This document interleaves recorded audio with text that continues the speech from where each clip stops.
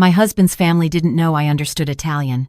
For 32 years, they spoke freely around me, believing I was just the quiet American wife who smiled and nodded.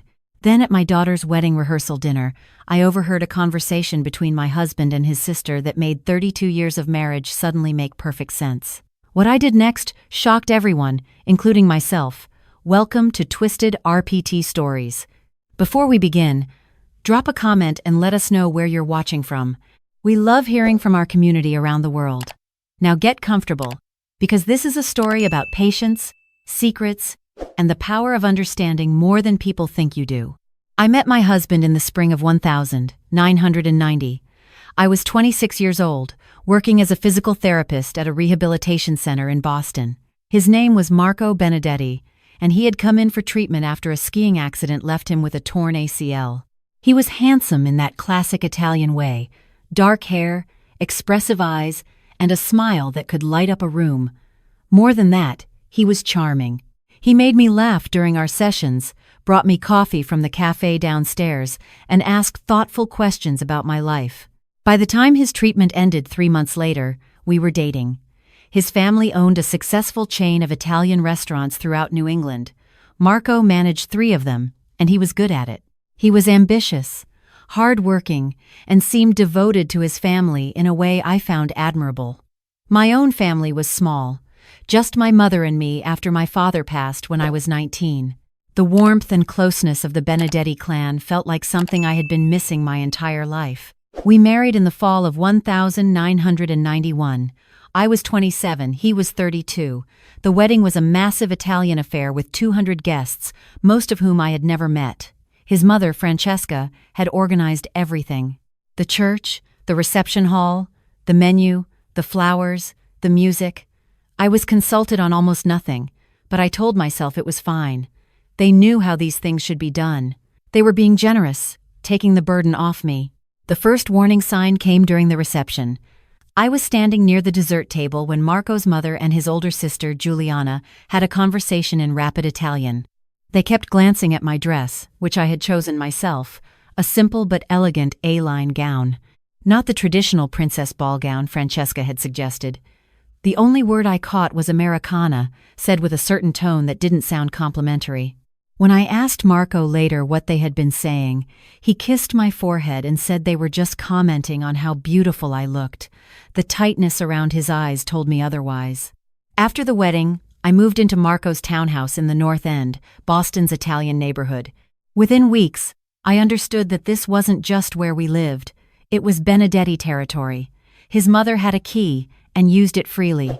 She would arrive unannounced to drop off food, to check if the house was clean enough, to rearrange my kitchen cabinets because this is not how we do it. Marco's sister Giuliana lived 2 blocks away and would stop by constantly, often bringing her 3 children who would tear through the house while she and Francesca sat in my living room speaking Italian, occasionally laughing, occasionally looking at me with expressions I couldn't quite read. I tried to learn some Italian in those early years. I bought a phrase book, listened to cassette tapes in my car. But between my demanding job at the rehabilitation center and Marco's expectations that I would cook elaborate dinners every night, attend every family gathering, and keep the house immaculate, I barely had time to sleep, let alone study a new language. Besides, Marco discouraged it. "You don't need to learn Italian," he said when he found my phrase book. "Everyone speaks English. You'll just embarrass yourself trying." So I stopped trying. I convinced myself it didn't matter. I was part of the family now. Language wasn't important. We tried to have children for 7 years. Month after month of hoping, testing, disappointment. The doctors found nothing wrong with either of us. "Sometimes it just doesn't happen," they said with sympathetic shrugs. Marco's disappointment was crushing. At family gatherings, I would watch him watch his nieces and nephews, 3 from Giuliana, 4 from his younger brother Antonio, and I could see the hunger in his eyes, the sense that something was missing from his life, something I couldn't give him. Francesca never said outright that it was my fault, but she didn't have to. She would coo over her other grandchildren, then look at me with something that resembled pity mixed with disdain. She would speak to Marco in Italian, her tone consoling, and he would nod, his jaw tight. After these conversations, he would be cold to me for days. When I was 34, after our final unsuccessful round of IVF, Marco sat me down and told me I should quit my job. "We don't need the money," he said. "The restaurants are doing well. And honestly, you're exhausted all the time. Maybe if you weren't so stressed, things would be different." I loved my job.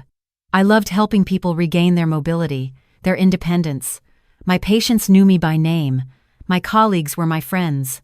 But Marco's disappointment over our childlessness had created a distance between us that frightened me. I thought maybe he was right. Maybe if I was less stressed, more focused on our home, on him, things would improve. So I quit. I told myself it was temporary, that I could always go back. I never went back. The years blended together after that. Cooking, cleaning, hosting endless family dinners, attending baptisms and confirmations and graduations for children that weren't mine. Marco worked long hours at the restaurants. When he was home, he was tired, distracted, increasingly critical. The way I folded his shirts was wrong. The pasta sauce I made didn't taste like his mother's. Why hadn't I ironed the tablecloth before his business dinner? Did I really think that outfit was appropriate for his cousin's wedding? I shrank smaller and smaller. The confident young woman who had worked as a physical therapist, who had her own apartment and her own life, faded away. I became a supporting character in someone else's story. Marco's wife, Francesca's disappointing daughter-in-law, the woman without children. His mother and sister would come over multiple times a week. They would sit in my kitchen, drinking the espresso I made for them, eating the biscotti I bought from the bakery they approved of, and talk in Italian for hours. Sometimes they would laugh, and I would wonder if they were laughing at me. Sometimes they would argue, their voices rising, and I would busy myself in another room, pretending I didn't notice being excluded from my own home. Marco and I stopped having real conversations. We discussed logistics. What time would he be home? Whose event were we attending this weekend? Did I pick up his dry cleaning? But we didn't talk about our feelings, our hopes, our fears. I couldn't remember the last time he had asked me how I was. Really asked, and waited for a real answer. By the time I turned 58, I had been married for 31 years. I was exhausted, lonely, and had started to wonder if this was simply what marriage was. Maybe this was normal. Maybe I was the problem, unable to appreciate a man who provided for me, who had never hit me, who included me in his large, close family. Maybe I was being ungrateful. Then, on a Tuesday morning in September, 3 years ago, I was at the public library returning some books when I saw a flyer on the community board. Italian language classes for adults. Tuesdays and Thursdays, 10 a.m. to noon. All levels welcome, first class free. I stood there staring at that flyer for a long time. Something stirred in my chest, something I hadn't felt in years. Curiosity, a desire to learn something new, a tiny spark of defiance. Marco thought I spent Tuesday and Thursday mornings at a book club at the library. It wasn't entirely a lie. There was a book club, and I did go occasionally. But mostly, I sat in a small classroom on the 3rd floor with 12 other adults learning Italian. Our teacher was a retired professor named Dr. Adriana Rossi. She was patient, encouraging, and never made me feel stupid when I struggled with pronunciation or verb conjugations. "You have an excellent ear," she told me during my 3rd week. "You're picking this up faster than you realize." I practiced obsessively. When Marco was at work and his family wasn't hovering, I would watch Italian films with subtitles, listen to Italian podcasts while I cooked, read Italian newspapers online. I downloaded language apps on my phone and practiced during the stolen moments of privacy I could find. In the car, in the bathroom, late at night when Marco was asleep. The secrecy became part of the thrill. For the first time in decades, I had something that was entirely mine. Something Marco didn't control. Something Francesca couldn't criticize. Something that existed in a space they knew nothing about. It was my rebellion. Small, private, but mine. Months turned into a year, then 2, then 3. My understanding grew exponentially. I could follow complex conversations, understand the news, read novels. My speaking was still hesitant, my accent obviously American, but my comprehension had become nearly fluent. And slowly, horrifyingly, I began to understand what they had been saying about me all these years. It started small. Overhearing Francesca tell Marco that the chicken parmigiana I had made was dry, tasteless, like everything she makes. You should have married Sofia Calabrese. Now that girl could cook. Marco, agreeing, laughing. Then bigger things. Giuliana telling Marco that I was simple-minded because I didn't understand Italian. It's been 30 years, and she hasn't even tried to learn. What kind of wife doesn't try to communicate with her husband's family? Marco not defending me. Instead, I know. But what can I do? I'm stuck with her. Francesca advising Marco to make sure all the assets stayed in his name only. You never know with these American women. They divorce at the drop of a hat. Protect yourself. Protect the family. I heard Marco complain to his brother Antonio that I was boring. She has nothing to talk about, no opinions, no interests. Sometimes I forget she's even in the room. I learned that they had a nickname for me, La Fantasma, the ghost, because I was so quiet, so invisible. But the worst was yet to come. 2 months ago, our daughter Sophia, yes, they had eventually convinced me to try one more IVF round when I was 36, and miraculously it worked. Our daughter announced her engagement. She was 24, graduating from law school, marrying a wonderful man named David Chen. We were thrilled. Marco and Francesca immediately took over wedding planning. They booked the venue, one of the family restaurants, of course. They chose the date, the menu, the flowers. Sophia and David wanted something small and modern, but Francesca insisted on a traditional Italian wedding with 300 guests. This is how the Benedettis do weddings, she declared. Sophia, who had grown up watching me acquiesce to every family demand, reluctantly agreed. The rehearsal dinner was held at the restaurant a week before the wedding. All the key family members were there. Marco's siblings and their spouses, the grandchildren, close cousins, the wedding party. About 40 people total.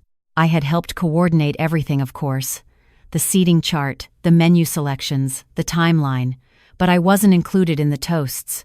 Marco's brother Antonio gave a toast. Giuliana gave a toast. Francesca gave a long, emotional toast about family legacy and tradition. Nobody asked me if I wanted to say anything. After dinner, as dessert was being served, I went to the restroom. On my way back, I passed through the kitchen area. The door to the private dining room was slightly ajar, and I heard voices. Italian voices. Marco and Giuliana. I stopped. I shouldn't have. I should have kept walking. But something made me pause just out of sight. Giuliana's voice. I still don't understand why you married her, Marco. She's given you nothing but disappointment. Marco, what was I supposed to do? I was 32, Sofia Calabrese was already engaged, and Mama was pressuring me to settle down. She seemed nice enough, quiet, easy to manage. Giuliana laughing. Easy to manage. Is that what we're calling it now? The poor thing has been miserable for years and doesn't even realize it. Marco. She doesn't have the intelligence to realize it. Did you see her face during Mama's toast? Blank. Empty. There's nothing going on in that head of hers. Giuliana. At least she gave you Sophia, even if it took a team of doctors. Marco. Sophia is the only good thing that came from this marriage, and thank God she has my genes, not her mother's. Can you imagine if she had turned out as vapid as her mother? My hands started shaking, my vision blurred. Giuliana, lowering her voice, have you updated the will like Mama suggested? Last month. Everything goes to Sophia, with Mama as executor until Sophia is 30. If something happens to me, the ghost gets nothing beyond what Massachusetts law requires, which isn't much if the assets are properly structured. Giuliana. And the restaurants? Already in a family trust. Her name is nowhere on it. She thinks she's part owner, but legally she has no claim. Mama made sure of that years ago. I felt like I couldn't breathe. 32 years. I had given him 32 years of my life. I had quit my career for him. I had endured his mother's contempt and his sister's condescension. I had shrunk myself down to almost nothing trying to be what they wanted, and I was nothing to him. Less than nothing. A disappointment. A burden. Vapid. A ghost. Something inside me broke. Or maybe it came together. All the hurt and humiliation and quiet anger I had been carrying for decades crystallized into perfect clarity. I walked into the private dining room. Marco and Juliana were standing near the window, wine glasses in hand. They turned when I entered, and the looks on their faces are something I will treasure forever. Marco's face went white. Juliana's wine glass actually slipped from her hand and shattered on the floor. I spoke in Italian. My accent was imperfect, but my grammar was flawless. 32 years, I said. For 32 years, I have listened to you insult me, mock me, dismiss me.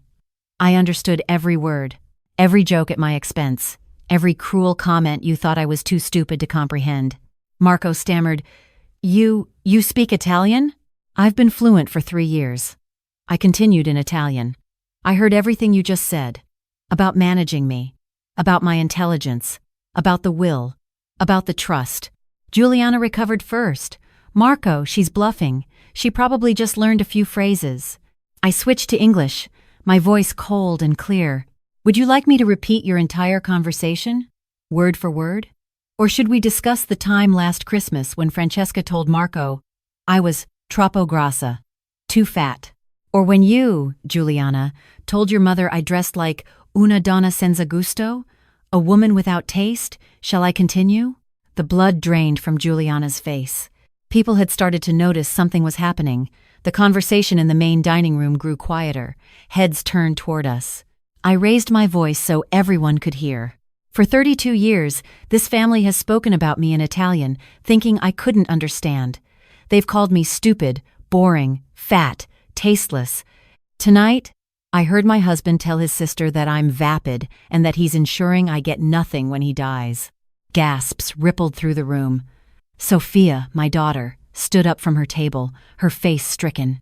Francesca pushed her way through the crowd. Basta! Enough! You're making a scene! This is your daughter's rehearsal dinner. I turned to her and spoke in Italian. You're right, Francesca. This is my daughter's rehearsal dinner, and I won't let you ruin her wedding the way you've ruined my marriage. But I want everyone here to know the truth. For 32 years, you've treated me like I don't exist. You've manipulated my husband against me. You've stolen my dignity. But you haven't stolen my intelligence, no matter what you think. I switched back to English and looked at my daughter. Sophia, I love you more than anything in this world. This is not about you. This is about me finally refusing to be invisible. Then I looked at Marco. I want a divorce. And since you've been so thoughtful as to discuss your will and the family trust within my hearing, I'll be sure to mention those conversations to my lawyer. Massachusetts is an equitable distribution state, and I'm entitled to a fair share of everything we built together over 32 years, including the appreciation and value of those restaurants I helped manage, whether my name is on the paperwork or not. Marco found his voice. You can't do this, not here, not now. I just did, I said.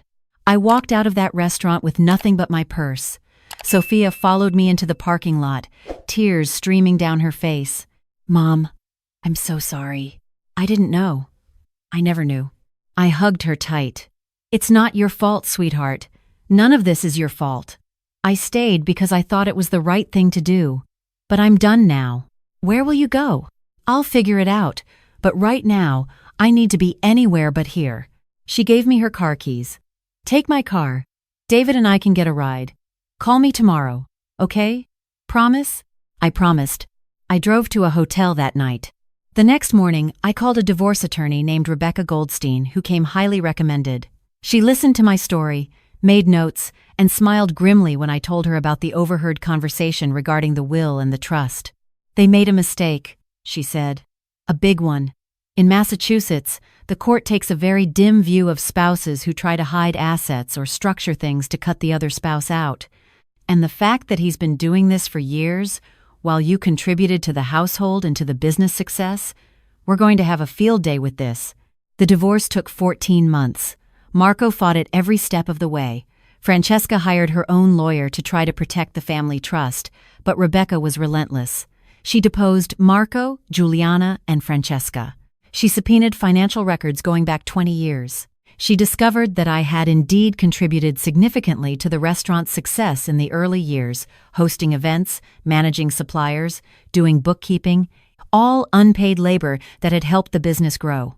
In the end, I walked away with half the value of our marital home, a significant share of Marco's retirement accounts, and a substantial settlement that represented my share of the restaurant business's value. The judge was particularly unimpressed with Marco's attempts to hide assets and awarded me additional compensation for what he called deliberate financial misconduct. I'm 61 years old now. I bought a small house in Salem, overlooking the water, 2 bedrooms, a garden, a view that takes my breath away every morning. I reconnected with some of my old colleagues from the rehabilitation center, and one of them helped me find part-time work consulting for a physical therapy practice. I'm not working full-time, but I'm using my skills again, contributing, being valued for my expertise. Sophia and David got married as planned. It was beautiful, smaller than Francesca had wanted, but it was their day, not hers. Marco and I were civil to each other. For Sophia's sake, Francesca wouldn't look at me. Juliana tried to approach me at the reception, but I walked away. I'm done with both of them. Last month, Sophia told me that Marco's restaurants are struggling. Apparently, after the divorce, several longtime employees quit, uncomfortable with how he had treated me. One of them told the local newspaper about the family's treatment of me, and it became a minor scandal in the North End. Business dropped. Marco and Francesca are blaming me, of course, saying I ruined everything. But I didn't ruin anything. I simply stopped letting them ruin me. I still practice my Italian. I take advanced conversation classes now. It's funny in a way. The skill I learned in secret, the rebellion I nurtured in stolen moments, turned out to be the key that unlocked my freedom. If I hadn't understood that conversation at the rehearsal dinner, I might still be there, still invisible. Still believing I had no choice. I think about the woman I was at 26, so hopeful and eager to be loved. I think about the woman I became over those 32 years, shrinking and fading until I was barely there. And I think about the woman I am now, sitting on my porch in Salem, watching the boats in the harbor, planning a trip to Italy this fall with Dr. Rossi and some of my classmates.